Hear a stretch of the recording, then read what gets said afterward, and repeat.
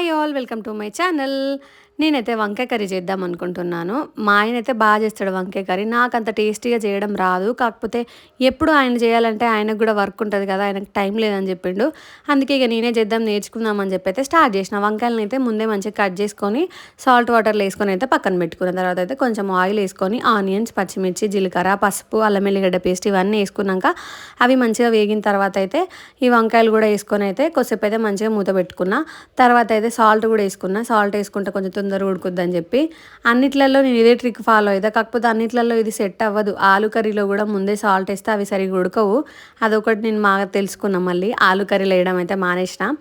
ఇప్పుడు వంకాయలు కొంచెం ఉడికిన తర్వాత అయితే ఇంకా కారం కూడా వేసుకున్నా. కారం కూడా ఉడికేంతసేపు అయితే కొంచెం సేపు మంచిగా మూత పెట్టుకొని వదిలేసుకున్న తర్వాత అయితే లాస్ట్కి కొత్తిమీర అయితే వేసుకున్నా. కర్రీ అయితే రెడీ అయిపోయింది. టేస్ట్ అయితే బాగానే ఉంది. అంతే. ఈరోజుకి like, share and comment. Do follow for more. Subscribe to my channel. Okay.